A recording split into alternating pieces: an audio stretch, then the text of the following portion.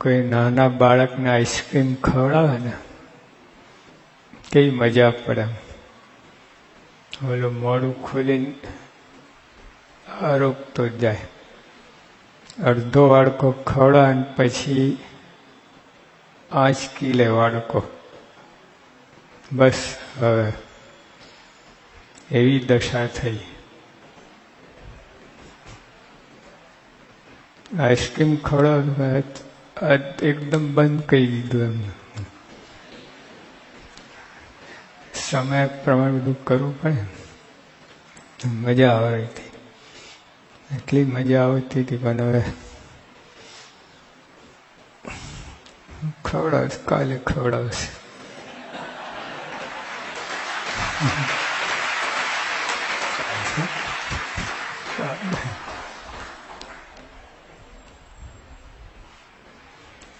કેવું આમ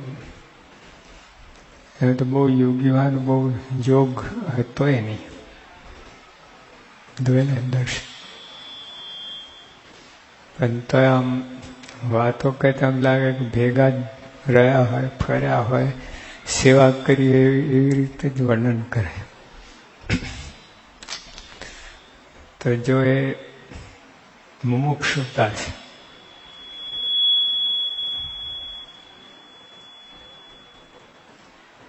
સેવા બધા કરે જ છે.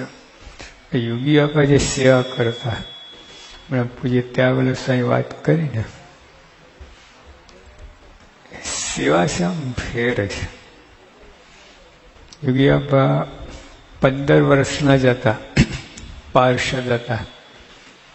અને તે વખતે ગાયો ચારવા મોકલતા ત્યાં મંદિરમાં. જુનાગઢ રહેતા હતા. તો સ્વામી જાય અને 300 દાંતણ કાપવાના, પોતે એકલા જ કાપે. પછી મંદિરે પાછા લા, પછી દરેક સંતોના આસને આપવા જાય. આપણે તો લાઈને ઢગલો નાખી દે, જેને લઈ જવો લઈ જાય. પેલા 300 દાંતણને ના કાપીએ, વહેંચવા પડે. આમ 10 જણની ટુકડી બનાવવી પડે. એક જણ 30 દાંતણ કાપે. સારે વિચાર જ નહીં. ગમેલી સેવા સોંપી, સેવા તો કરે એમાં કેટલા ભાવપૂર્વક, કેટલા પ્રેમપૂર્વક દરેકના આસને આપવા જવું. અને પછી છેલ્લું વધે પોતા માટે. આપણે 300 દાંતણ લે, પહેલામાં પેલું આપણે સારામાં સારું બાજુમાં લઈ લઈએ, પછી બીજાને લાઈતે. હંમેશા છેલ્લે સુધી ત્યાં અમે ગોંડલમાં યુવકો વાસણ ટકતા હતા. પછી બાપા એકદમ આયા જોવા માટે. સાહેબ લાવો વાસણ ક્યાં ઉટકાય છે. ધર્યું, આમ કર્યું, લે આ તો ચીકણા છે, આમ ના ઉટકાય, આમાં ઠાકોરજી જમે. તો એક યુવક કહે કે સ્વામી આ તો હરિભક્તોના છે. સ્વામી કહે હરિભક્તોમાં ઠાકોરજી જમે છે. હવે જો આ સેવા, બધા સેવા તો કરે પણ આમાં કેટલી ક્વોલિટી. એમ ઓલા 40% માર્ક ના આવે, આપણે જે રીતે વાસણ ટકે. સ્વામી 101%. કેટલો. હવે જો આવો ભાવ હોય કે હરિભક્તોમાં ઠાકોરજી જમે છે, એ વાસણ ક્યાં ઉટકાય બોલો. આપણે હરિભક્તો ઠાકોરજી અલગ પાડીએ એટલે પછી હરિભક્તો લફર જફર ચીકણા એઠા બધું ચાલે. એક દિવસ ચલાવી લે. આવું આ વિચાર આવે. સેવા પણ એટલી આમ જો ને, પોતે વાત જ કરતા કે શાસ્ત્રીમાની, હરિભક્તોની સાથે શાસ્ત્રીમાની સેવા છે, શ્રીજી મહારાજની સેવા છે. ભાવ ભાવથી કરે એ સેવાનો તો હરિભક્તોને આનંદ થાય, એ આગળ વધે. હવે શુદ્ધ ભાવથી કરાય તો ઓલા અંદર ખેદાઈ જાય, સાચો નિસ્વાર્થ પ્રેમ મળે એ તો ઠીક. સેવા કરનાર એનું હૃદય કેટલું શુદ્ધ થાય બોલા. આજે આપણે સેવા કરીએ છીએ, અરે સ્નાન કરીએ છીએ, સાબુન પાણી લગાડીએ તો પાણી જેટલું સોફ્ટ વોટર કહે ને જેટલું આમ હોય એ તો ઘણા તો પાણી બહુ ખાર આવે છે. નર્મલ બોલા જે ફુવારો હોય છે તો બધું બંધ જ થઈ જાય મહિના પછી. તો બે ધારા જ આમ અને એ આમ જાય આમ જાય, ઉપર તો પડે જ નહીં. ખાર હોય ને, પણ ખાર વિના પાણી હોય સરસ, સાબુ સરસ હોય. અમે ગામડે ફરતા ને યુગીઓ ભેગા, સારી ગામમાં અમે સાબુ માગ્યું લો કપડાં ધોવા. કેટલું કર્યું ફીણ જ ના વારે, કપડું ઘસાઈ ગયું. બે સારું હોય એટલે દેહ શુદ્ધિ કેટલી સરસ થાય. તો એવી જ રીતે અંતર શુદ્ધિ છે. આજે જે દુઃખ ક્લેશ છે ને આખી દુનિયામાં, મન ગંદુ છે, બીજું કાંઈ નહીં. ગંદુ મન લઈને ફરો તમે, શું તમને સુખ આવે? અત્યારે ઉનાળો છે, બરાબર પરસેવો થાય તમને, હવે જમવા સીધા બેસી જાઓ, ભલે ને આઈસ્ક્રીમ હોય તો મજા ના આવે. જ્યારે ઠંડા પડો, હાથ પગ ધોઈને અથવા સ્નાન કરીને પછી જે તમે જમો તો જે આ દૈહિક શુદ્ધિ પણ કેટલું ફેર પાડે. તો સવારે ઉઠ્યા તમે બરાબર, અને એમને મોઢું ધોયા વગર, દાંતણ બ્રશ કર્યા વગર 12 વાગ્યા સુધી ફરો, મજા આવે?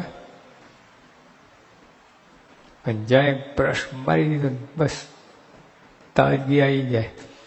તો પેલા પ્લેનમાં થયું પેલા આપે છે કપડું આપે, થયું પેલું કાગળ એવું આપે, જરા લગાવી દે તાજગી આવી જાય. બધી બનાવટી બધી ચાલે છે. કહેવાનું શું કે એવી રીતે અંતર શુદ્ધિ થવી જોઈએ. બહારનું તો ખૂબ આગળ વધ્યા છે આપણે. બહારની શુદ્ધિ પરદેશમાં તો તમારા વાત પૂછો નહીં. રસ્તામાં પણ ધૂળ ના ઉડે, આટલી બંધી. એટલો પેલો વેક્યુમ ક્લીનરથી બધું કરી દે. આપણે એક ગાડી જઈએ તો બધું આમ માથા ભરી જાય ધૂળથી. આવું થાય. પણ અંદર શુદ્ધિની ખામી છે. જ્યાં અંદર શુદ્ધિ નહીં થાય તો શું ખાવા નથી. બહાર ગમે એટલા સાધન હોય, ગમેલી સગવડ હોય, અબજો રૂપિયા, કરોડો નહીં, જો મન ગંદુ હશે ને તો સુખ આવશે જ નહીં. તો યોગી આપા જે સેવા કરતા એ આ રીતે કરતા. એકદમ મન શુદ્ધ જ હતું, મન અમન હતું, મન પુરુષોત્તમ રૂપ થઈ ગયેલું, એટલે પ્રશ્ન જ નથી. અને પછી એમની સેવા એટલે એમને તો પ્રશ્ન છે જ નહીં લાભનો, એ તો માણતા, આનંદ જ કરતા, પણ સામાનું હિત થાય એવી રીતે સેવા કરતા. સામાન યાદ રહીએ.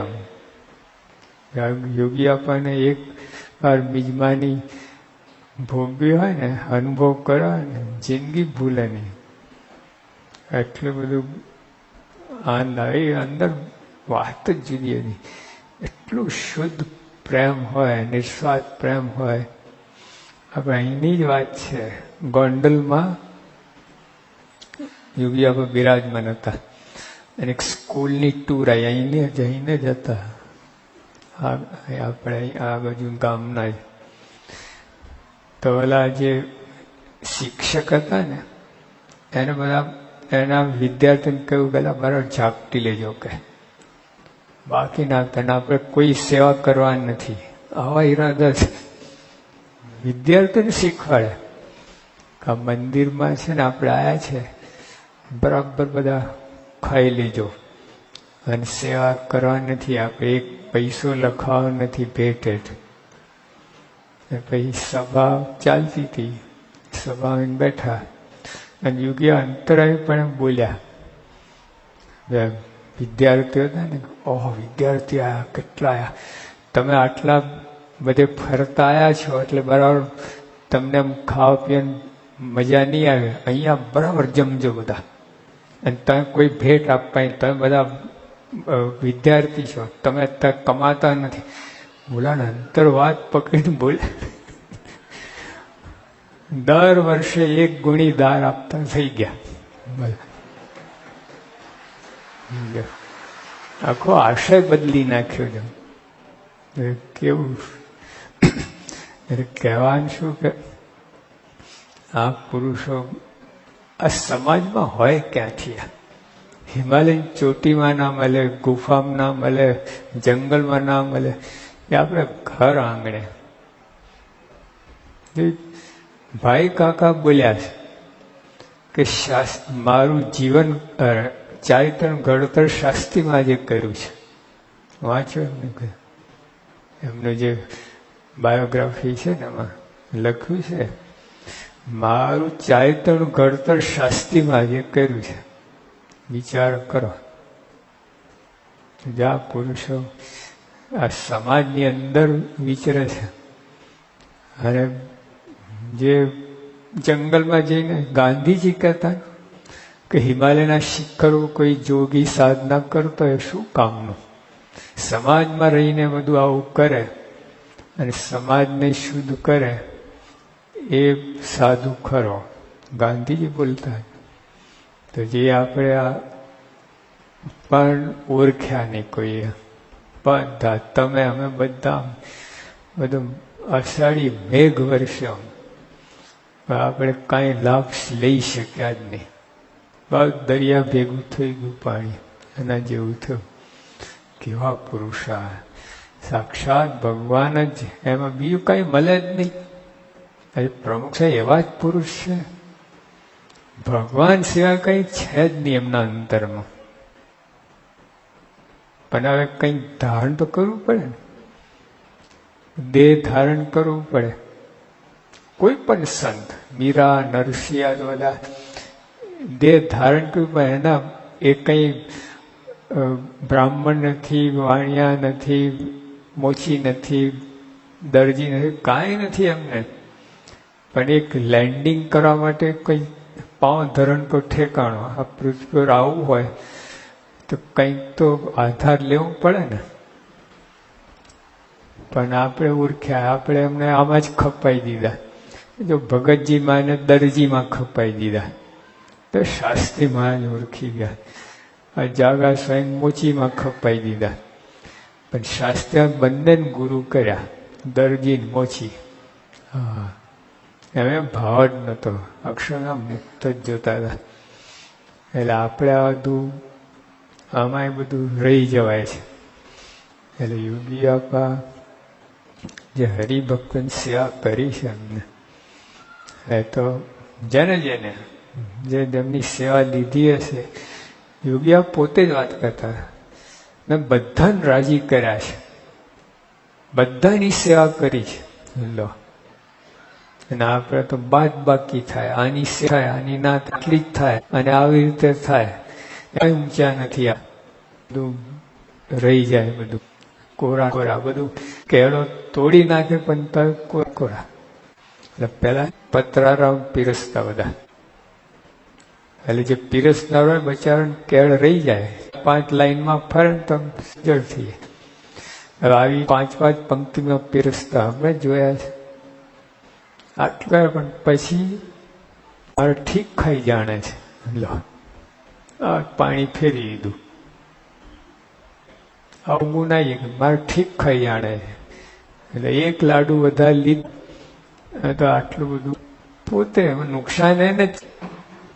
બોલો પીરસો તો ખાય છે, ના ખાવ એવા તમે પીરસો આવું કહો છો ઠીક ખાઈ.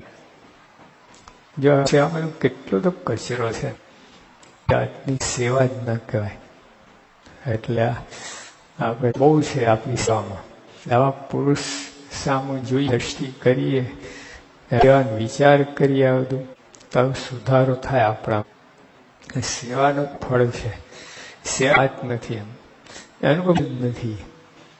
અંધશુદ્ધ કરવાની સાવરણી છે, પણ તો રીતે થઈ જોઈએ તો સાબુ ગમે એટલો પણ ઓલો નું પી હોય પેલા રેડો પૈસા ગાળો શું થાય?